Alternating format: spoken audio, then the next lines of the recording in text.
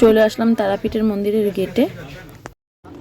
মহাশ্মশানের পাশ দিয়ে আমরা যাচ্ছি, শ্মশানের পাশ দিয়ে যাচ্ছি আর গাটা পুরো ছমছম করছে। এখান থেকে কাকু বললো শর্টকাট হবে, এর জন্য এখান থেকেই যাচ্ছি। তো এই সুযোগে মানে শ্মশান তো এর আগেও দেখেছি, তো এর ফাঁকে একটু শ্মশানটাও দেখা হয়ে গেল। তো আলাদা করে নিজেরা যেহেতু মেয়েরা এসেছি, তো আলাদা করে দেখার প্রয়োজন হলো না, তো এখান থেকে একবারে দেখে নিলাম। এই যে সেই মন্দিরটা, এই যে মায়ের বেদিটা, এখানে মায়ের বেদিটা দেখো, মায়ের বেদি না, হ্যাঁ এই যে স্বয়ং কাকা, জয় বাবা, এই চলে যাচ্ছে।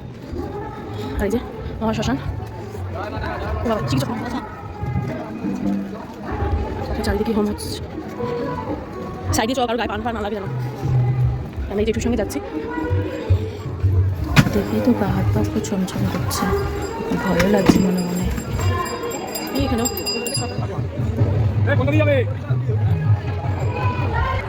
সব সাধুরা বসে আছে,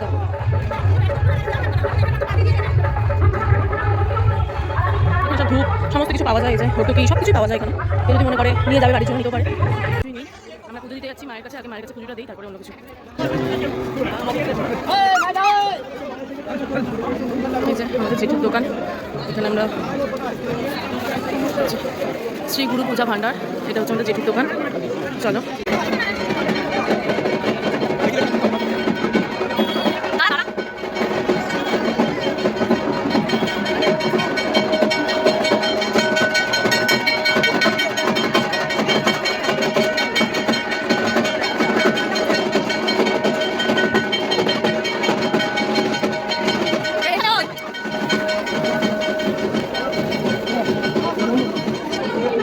মায়ের বলি স্যার, এখানে মায়ের যারা মানুষের বলি দেয় তাদের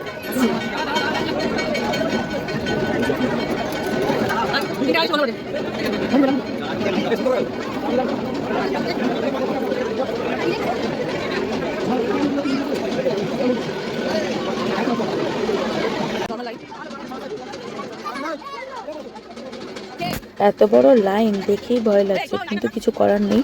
এই বছর মনস্থির করেই নিয়েছি, মায়ের কাছে যদি পুজো দিতেই হয় তো কষ্ট করেই পুজো দেবো।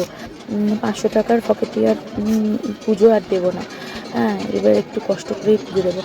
আর যেহেতু রাত্রিবেলা ছিল, তো একটু মানে ভিড়টা একটু কমই হয় রাত্রিবেলা শুনেছি। তো দেখি না, এক বছর ভেবেই নিলাম যে একবার নয় মায়ের কাছে কষ্ট করেই পুজো দিই, লাইন দিয়ে নর্মাল।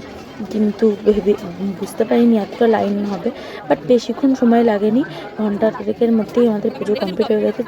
তো দেখতে থাকো, তাহলেই বুঝতে পারবে। যখন লাইন দিয়েছি আমরা শেষে ছিলাম, আর এখন দেখো কত ভিড় হয়ে গেছে, কত লোক কিছু করছে। এই যে মায়ের মন্দির, আমরা সব দাঁড়িয়ে আছি, নরদের হাতে গালা ওয়েট করে আছি কতক্ষণে মায়ের দর্শন পাবো।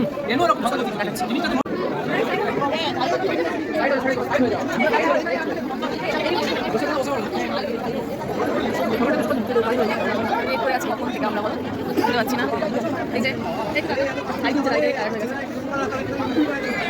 তো অ্যাট লাস্ট অনেকটা উপরে উঠে এসেছি।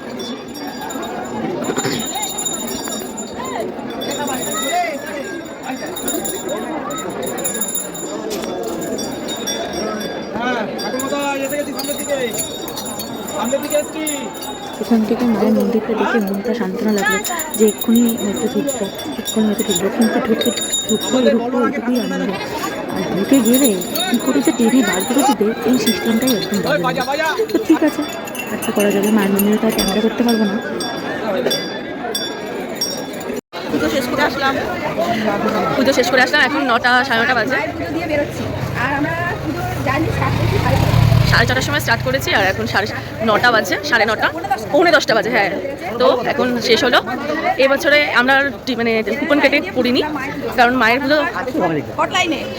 এবারে কটলাইনে না, একদম ভক্তি ভরে একদম মায়ের পুজো দিয়েছি।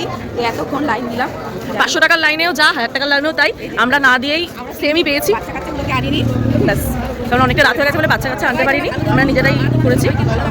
ভালো রাখুক, আসছে 2026 সবার ভালো কাটুক, এটাই কামনা করছি মায়ের কাছে। মা আমাদেরও ভালো রাখুক, তোমাদের সবাইকে ভালো রাখুক।